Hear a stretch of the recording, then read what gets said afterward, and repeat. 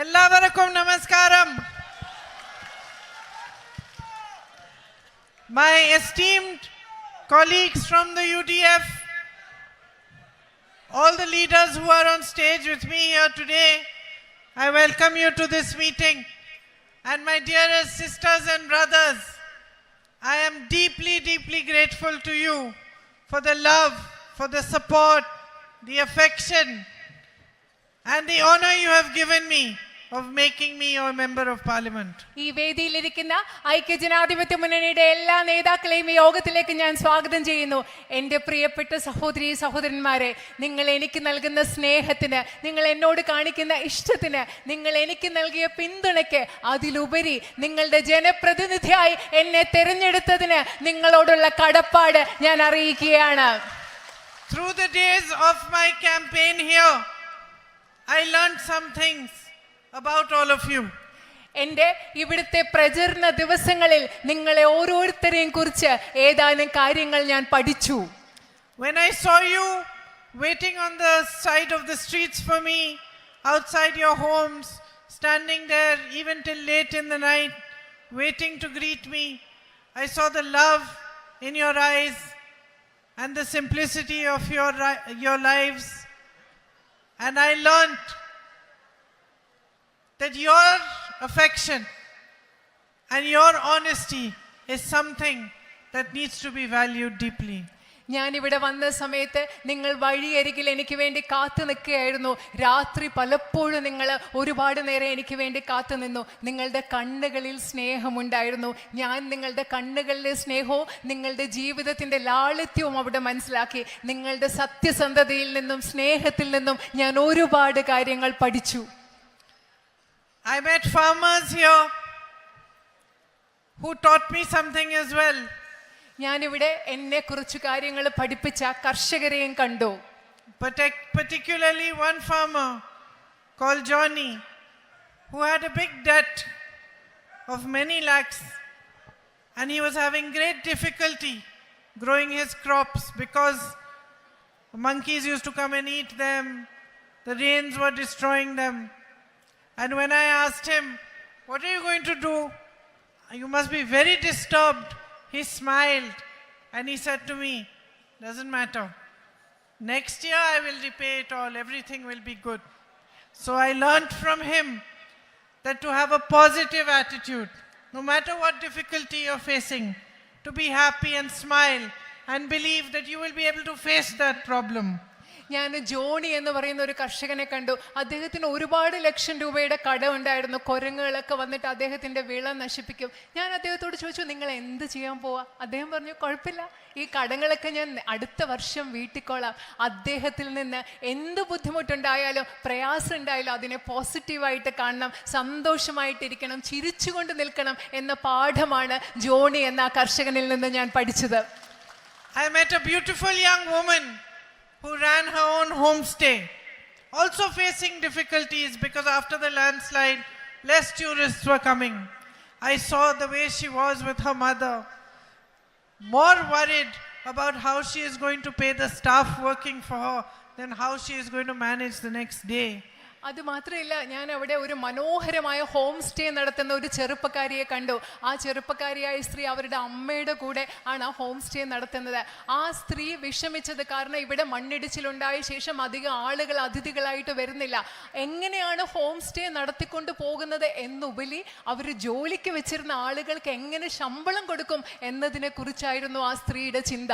And when I met that lady, she had with her her mother, who was an older lady, and another lady who was working with her for the last 10-15 years.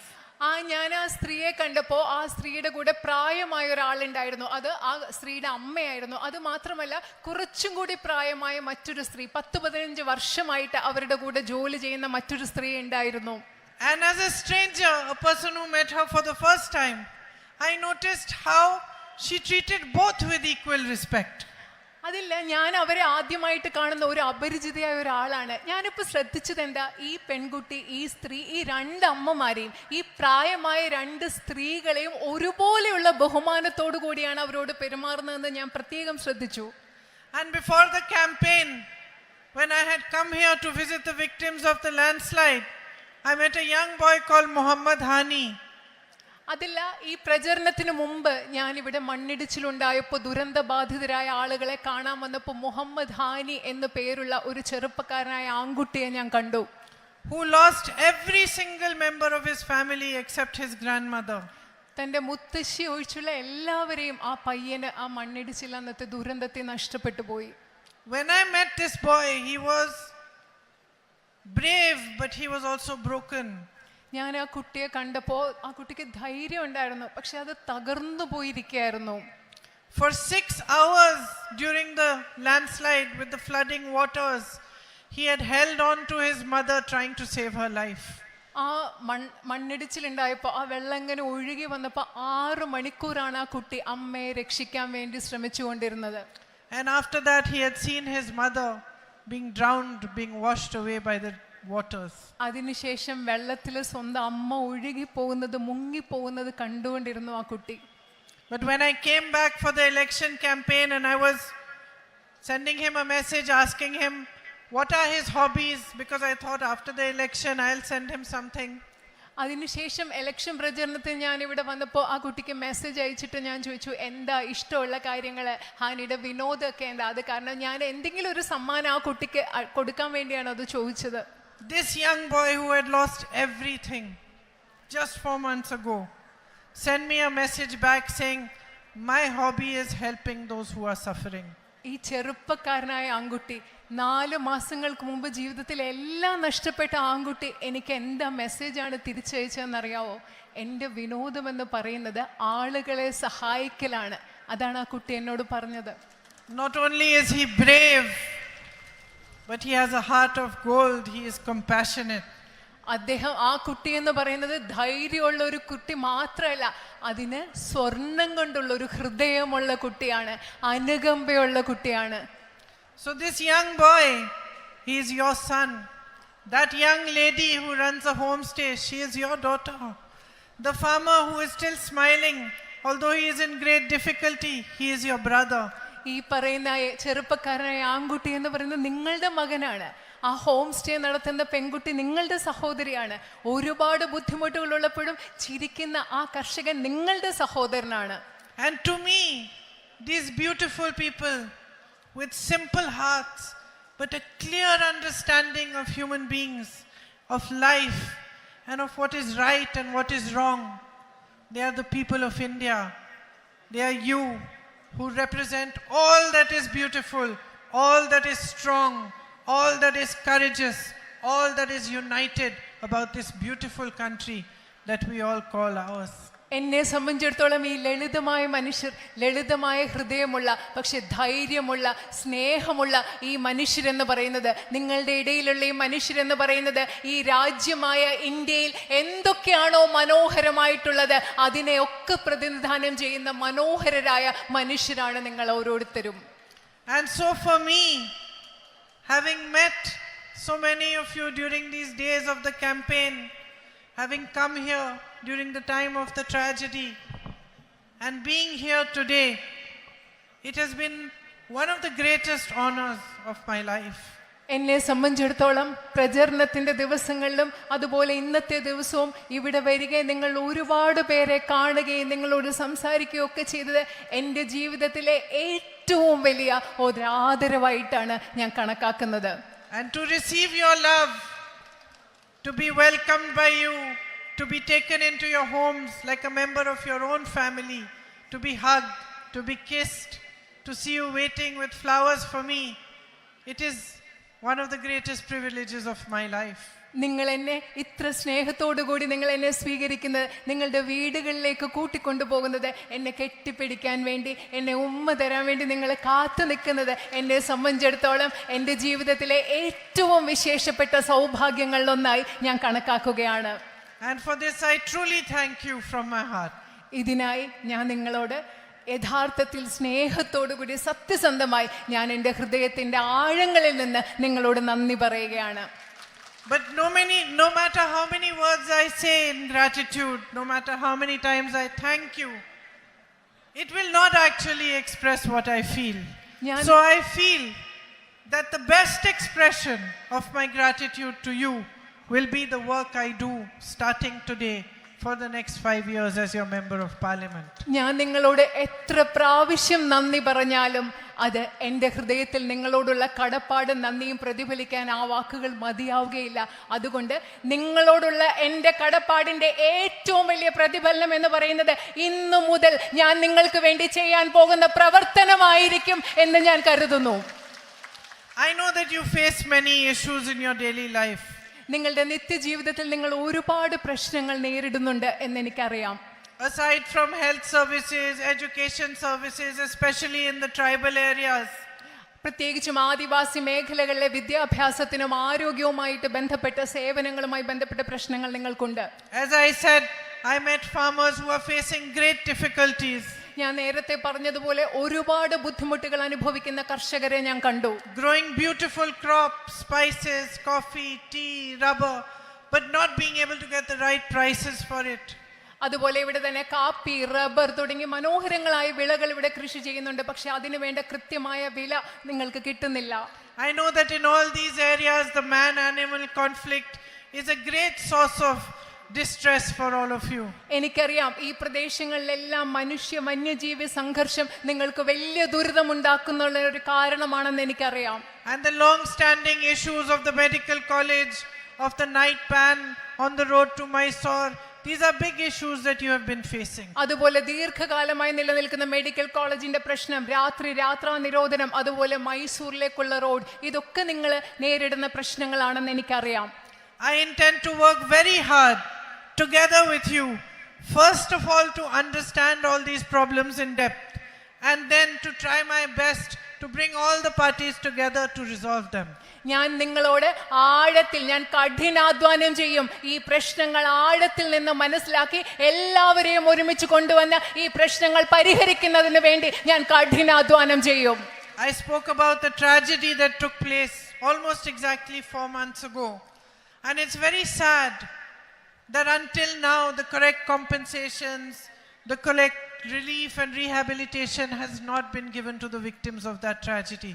ഞാൻ നിങ്ങളോട് ഇവിടെ ഏകദേശം 4 മാസങ്ങൾക്ക് മുമ്പ് നടന്ന വലിയ ദുരന്തത്തെക്കുറിച്ച് പറഞ്ഞു. വലിയ വിഷമമുണ്ടാക്കുന്ന കാര്യമാണ്. ഇതുവരെ ദുരന്തബാധിതരായ ആളുകളുടെ പുനരധിവാസത്തിനും അവർക്ക് ആശ്വാസം നൽകുന്നതിനും അവർക്ക് നഷ്ടപരിഹാരം നൽകുന്നതിനും വേണ്ട ഒന്നും ഇതുവരെ നടന്നിട്ടില്ല എന്നത് വിഷമമുണ്ടാക്കുന്നതാണ്. All of us UDF leaders, workers in our own ways are trying to put as much pressure as we can so that this rehabilitation is received by the victims. You must be knowing that even yesterday some Youth Congress workers were protesting and they got lathi charged by the police. നിങ്ങൾക്കറിയാം, നമ്മൾ ഇവിടെയുള്ള എല്ലാവരും, ഐക്യജനാധിപത്യ മുന്നണിയുടെ എല്ലാ നേതാക്കളും പ്രവർത്തകരും നമ്മുടെ ഇവിടെ ദുരന്തബാധിതരായ ആളുകൾക്ക് വേണ്ട നഷ്ടപരിഹാരം നൽകാൻ ഗവൺമെന്റുകളിൽ കൃത്യമായ സമ്മർദ്ദം ചെലുത്തണം. നിങ്ങൾക്കറിയാം, ഇന്നലെ ഇതിനെതിരെ പ്രതിഷേധിച്ച യൂത്ത് കോൺഗ്രസ് പ്രവർത്തകരെ ലാത്തി ചാർജ് ചെയ്യുകയുണ്ടായി. I will be writing to the Chief Minister of Kerala and trying to put as much pressure as possible on the centre as well to provide the rehabilitation that they deserve. ദുരന്തബാധിതർക്ക് അർഹതപ്പെട്ട പുനരധിവാസം നൽകുന്നതിന് വേണ്ടി കേരള മുഖ്യമന്ത്രിക്ക് ഞാൻ എഴുതുന്നതായിരിക്കും. അതുപോലെ തന്നെ കേന്ദ്ര ഗവൺമെന്റിനോടും കൃത്യമായ പുനരധിവാസം നടത്തുന്നതിന് വേണ്ട പ്രവർത്തനങ്ങൾ നടത്തുന്നതിന് വേണ്ടി അവരെയും ഞാൻ സമീപിക്കുന്നതായിരിക്കും. But I would like to urge both the Prime Minister and the Chief Minister to provide this rehabilitation regardless of politics. ഞാൻ ഇവിടുത്തെ പ്രധാനമന്ത്രിയോടും ഇവിടുത്തെ മുഖ്യമന്ത്രിയോടും ഞാൻ അഭ്യർത്ഥിക്കാൻ ആഗ്രഹിക്കുന്നു, രാഷ്ട്രീയത്തിന് അതീതമായി ഇവിടുത്തെ ജനങ്ങൾക്ക് പുനരധിവാസത്തിന് വേണ്ട പദ്ധതി നടപ്പിലാക്കണമെന്ന് ഞാൻ ആവശ്യപ്പെടുകയാണ്. I would urge them to recognize that what happened here was beyond any kind of politics. What happened here was a deep and devastating human tragedy. ഞാൻ അവരോട് അഭ്യർത്ഥിക്കുകയാണ്, വയനാട്ടിൽ എന്താണ് സംഭവിച്ചത്? ഈ ദുരന്തം എന്ന് പറയുന്നത് എല്ലാ രാഷ്ട്രീയത്തിനും അപ്പുറത്താണ്. അതിഭയങ്കരമായ വിനാശമുണ്ടായ ഒരു മാനുഷിക ദുരന്തമാണ് ഇവിടെ നടന്നത്. I believe both of them visited those places and met the victims of the tragedy. So I would like to remind them of those victims and remind them of their faces when they met them. Remind them that we are all human beings. And beyond anything else, We must help those who are suffering and who are in pain as human beings. ഞാൻ വിശ്വസിക്കുന്നത് ഈ രാജ്യത്തിന്റെ പ്രധാനമന്ത്രിയും ഇവിടുത്തെ മുഖ്യമന്ത്രിയും അവിടെ ദുരന്തബാധിതരായ ആളുകളെ സന്ദർശിച്ചു എന്നാണ്. ഞാൻ അവരോട് അഭ്യർത്ഥിക്കുകയാണ് അവരുടെ മുഖങ്ങൾ ഓർക്കാൻ, അവരെ കണ്ട സമയം ഓർക്കാൻ. കാരണം എല്ലാറ്റിലും ഉപരിയായി നമ്മൾ മനുഷ്യരാണ്, നമ്മൾ മനുഷ്യരെയാണ് സഹായിക്കേണ്ടത്. I spoke earlier about the lady who runs a homestay and was facing difficulties. She's not alone. Due to what happened in the landslide and the amount of publicity it got across India, many people still believe that it is unsafe to come here. But they don't realize that the tragedy, the landslide, took place in a very confined geographical area, and that the rest of this beautiful place is absolutely safe to visit. And we must make a special effort now to invite more tourists back, to show them that it is safe, it is beautiful, and this is the best place to have a nice and relaxing holiday. ഞാൻ നിങ്ങളോട് നേരത്തെ പറഞ്ഞ ഒരു home stay നടത്തുന്ന സ്ത്രീ ഈ ദുരന്തത്തിന് ശേഷം ഇവിടെ ആളുകൾ വരുന്നില്ല. അത് ആ സ്ത്രീ തനിയെയല്ല, ഒരുപാട് ആളുകൾ ഇന്ത്യയിൽ വിചാരിക്കുന്നുണ്ട് ഇപ്പം വയനാട്ടിലേക്ക് വരുന്നത് സുരക്ഷിതമല്ല. അവർ മനസ്സിലാക്കുന്നില്ല ഈ ദുരന്തം, പ്രകൃതി ദുരന്തം ഉണ്ടായത് ചെറിയൊരു ഭൂപ്രദേശത്ത് മാത്രമാണ്. കേരളത്തിന് പുറത്തുള്ള ഇന്ത്യയിലുള്ള ആളുകളോട് പറഞ്ഞ് മനസ്സിലാക്കി കൊടുക്കണം, വയനാട്ടിൽ പ്രശ്നമുണ്ടായത് ഒരു ചെറിയ പ്രദേശത്ത് മാത്രമാണ്. ഈ മനോഹരമായ പ്രദേശത്തിന്റെ ഒരുപാട് ഭാഗങ്ങൾ അവർക്ക് സന്ദർശിക്കാനുണ്ട്. അവർക്ക് ആസ്വാദ്യകരമായ റിലാക്സ്ഡ് ആയിട്ടുള്ള സമയം ചെലവഴിക്കാൻ വയനാട്ടിലേക്ക് വരണം എന്ന് പറയാൻ വേണ്ടി പ്രത്യേക ശ്രമങ്ങൾ നമ്മൾ നടത്തേണ്ടതുണ്ട്. And I think looking forward from here, if we focus on building the tourism industry, strengthening homestays, showing everybody across India and the world what a beautiful destination this is, we can boost employment here, we can build your industry, and we can provide a better future for the young people of Wayanad. വയനാട്ടിലെ വിനോദസഞ്ചാര മേഖലയെ ശക്തിപ്പെടുത്തുന്നതിലൂടെ, ഇവിടുത്തെ home സ്റ്റേകളെ ശക്തിപ്പെടുത്തുന്നതിലൂടെ മറ്റു ഭാഗത്തുള്ളവർക്ക്, ഈ രാജ്യത്തിന്റെ മറ്റു ഭാഗത്തുള്ളവരോട് എത്ര മനോഹരമാണ് വയനാട് എന്ന് പറഞ്ഞ് ഇവിടേക്ക് ആളുകളെ കൊണ്ടുവരുന്നതിലൂടെ ഇവിടെ ഒരുപാട് തൊഴിലവസരങ്ങൾ സൃഷ്ടിക്കാൻ സാധിക്കും. നിങ്ങൾക്ക് മെച്ചപ്പെട്ട ഒരു ഭാവി ഉണ്ടാക്കാൻ, ഇവിടുത്തെ ചെറുപ്പക്കാർക്ക് മെച്ചപ്പെട്ട ഒരു ഭാവി ഉണ്ടാക്കാൻ നമുക്ക് സാധിക്കും. I also believe that strengthening the farming sector so that farmers should not be feeling the kind of distress they are feeling is key to providing better employment opportunities for you. അതുപോലെ തന്നെ ഇവിടെ മെച്ചപ്പെട്ട തൊഴിലവസരങ്ങൾ ഉണ്ടാകാൻ ഏറ്റവും പ്രധാനപ്പെട്ടത് ഇവിടുത്തെ കാർഷിക മേഖലയെ ശക്തിപ്പെടുത്തുകയാണ്. കർഷകർക്ക് ഇത്രമാത്രം ബുദ്ധിമുട്ടുണ്ടാക്കാത്ത ഒരു അവസ്ഥ ഉണ്ടാക്കുകയാണ്. You grow such beautiful crops here, such beautiful spices. You have coffee, tea, rubber, cinnamon, all sorts of beautiful things. And those should be beautifully marketed for the whole world as well. നിങ്ങൾ ഇവിടെ കാപ്പി, തേയില, അതുപോലെ കറുവാപ്പട്ട, അതുപോലെ മനോഹരമായ സുഗന്ധദ്രവ്യങ്ങൾ, വിളകളാണ് നിങ്ങൾ ഇവിടെ കൃഷി ചെയ്യുന്നത്. അതൊക്കെ ഈ ലോകം മുഴുവനുള്ള വിപണിയിലേക്ക് നമുക്ക് കൊണ്ടുചെന്ന് എത്തിക്കാൻ സാധിക്കണം. So I think that these two major areas should be a focus for us in the future. അതുകൊണ്ട് നമുക്ക് ഭാവിയെ പറ്റി ചിന്തിക്കുമ്പോൾ ഈ രണ്ട് പ്രധാനപ്പെട്ട മേഖലകളിൽ നമുക്ക് കൂടുതൽ ശ്രദ്ധ കേന്ദ്രീകരിക്കണം എന്ന് ഞാൻ കരുതുന്നു. But as we fight for a stronger and better future for you, we are also, all of us in the UDF, in the India Alliance, the Congress Party, my brother and I, we are all also engaged in a big battle. നിങ്ങൾക്ക് മെച്ചപ്പെട്ട ഭാവി നിർമ്മിക്കുന്നതിന് വേണ്ടിയുള്ള ഒരു പോരാട്ടം നടക്കുമ്പോൾ ഞങ്ങൾ എല്ലാവരും കോൺഗ്രസ് പാർട്ടിയിലും ഐക്യജനാധിപത്യ മുന്നണിയിലും ഇന്ത്യ മുന്നണിയിലുമുള്ള, അതുപോലെ എൻ്റെ സഹോദരനും ഞാനും ഉൾപ്പെടെയുള്ള എല്ലാവരും ഒരു വലിയ പോരാട്ടം കൂടിയാണ് ഇപ്പോൾ നടത്തിക്കൊണ്ടിരിക്കുന്നത്. And that battle that we are fighting is a battle for the spirit of India. ഞങ്ങൾ നടത്തിക്കൊണ്ടിരിക്കുന്ന ആ പോരാട്ടം എന്ന് പറയുന്നത് ഈ രാജ്യത്തിന്റെ ചൈതന്യത്തിന് വേണ്ടി, ഇന്ത്യയുടെ ചൈതന്യത്തിന് വേണ്ടിയുള്ള ഒരു പോരാട്ടമാണ്. It is a battle for everything that our ancestors believed in and fought for. നമ്മുടെ പൂർവ്വ പിതാമഹന്മാർ വിശ്വസിച്ച എല്ലാറ്റിനും വേണ്ടിയും അവർ എന്തിനൊക്കെയോ പോരാടിയോ അതിനു വേണ്ടിയുള്ള ഒരു പോരാട്ടമാണത്. For everything that our martyrs died for.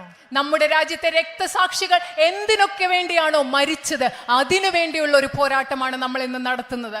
It is a battle for the values of the Constitution of India. Indian ഭരണഘടന ഉയർത്തിപ്പിടിക്കുന്ന മൂല്യങ്ങൾക്ക് വേണ്ടിയുള്ള ഒരു പോരാട്ടമാണത്. A battle for equality. തുല്യതയ്ക്ക് വേണ്ടിയുള്ള ഒരു പോരാട്ടമാണത്. A battle for your rights to be in your hands, for them to be strengthened, for the power to remain firmly in the hands of the people of India. നിങ്ങളുടെ അവകാശങ്ങളെ ശക്തിപ്പെടുത്തുന്നതിന് വേണ്ടിയുള്ളത് അധികാരം ഈ രാജ്യത്തെ ജനങ്ങളിലേക്ക് തിരിച്ചു വരുന്നതിന് വേണ്ടിയുള്ള ഒരു പോരാട്ടമാണിത്. It is a battle to save the institutions of democracy from the destructiveness of the BJP and its policies. ഇന്ത്യയിലെ ജനാധിപത്യ സ്ഥാപനങ്ങളെ BJPയുടെ നാശോന്മുഖമായ പദ്ധതികളിൽ നിന്നും നയങ്ങളിൽ നിന്നും രക്ഷിക്കാനുള്ള ഒരു പോരാട്ടമാണിത്. And to protect every single Indian, no matter what religion, no matter what caste he belongs to, no matter what gender he or she belongs to. It is a battle to protect you from the divisiveness, from the separation that the BJP is trying to put inside your heart. ഈ പോരാട്ടം എന്ന് പറയുന്നത് ഈ രാജ്യത്തെ ജനങ്ങളെ, ഈ രാജ്യത്തെ പൗരരെ, ഏത് ജാതിയിലുള്ള ആളാവട്ടെ, ഏത് മതത്തിലുള്ള ആളാവട്ടെ, ഏത് ലിംഗ പദവിയിലുള്ള ആളാവട്ടെ, BJPയുടെ വിഭാഗീയ രാഷ്ട്രീയത്തിൽ നിന്ന്, BJP ഉണ്ടാകുന്ന ഭിന്നതയിൽ നിന്ന് ഈ രാജ്യത്തെ ജനങ്ങളെ രക്ഷിക്കാനുള്ള പോരാട്ടമാണത്. It is a battle for the truth. ഇത് സത്യത്തിന് വേണ്ടിയുള്ള പോരാട്ടമാണ്.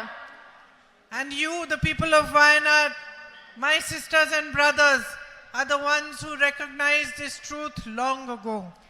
നിങ്ങൾ വയനാട്ടിലെ എൻ്റെ സഹോദരി സഹോദരന്മാർ, നിങ്ങളാണ് ഈ സത്യം വളരെ മുമ്പ് തിരിച്ചറിഞ്ഞ ആളുകളാണ് ഇവിടെയുള്ളവർ.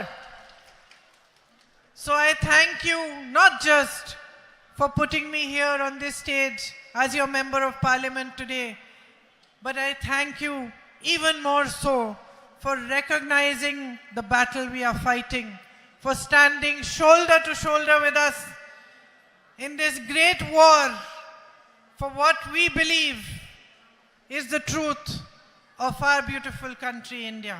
ഞാൻ നിങ്ങളെ അതുകൊണ്ട് ഇന്ന് നിങ്ങളോട് നന്ദി പറയുന്നത്, ഇന്ന് എന്നെ ഈ വേദിയിൽ നിങ്ങളുടെ ജനപ്രതിനിധിയായി നിർത്തുന്നതിന് വേണ്ടി മാത്രമല്ല, ഈ ഞങ്ങൾ പോരാടുന്ന ഈ വലിയ യുദ്ധത്തിൽ, ഈ രാജ്യത്തിന് വേണ്ടി, ഇന്ത്യക്ക് വേണ്ടി പോരാടുന്ന ഒരു വലിയ യുദ്ധത്തിൽ ഞങ്ങളുടെ തോളോട് തോൾ ചേർത്ത് നിൽക്കുന്നതിന് കൂടി വേണ്ടിയാണ് ഞാൻ നിങ്ങളോട് ഇന്ന് നന്ദി പറയുന്നത്.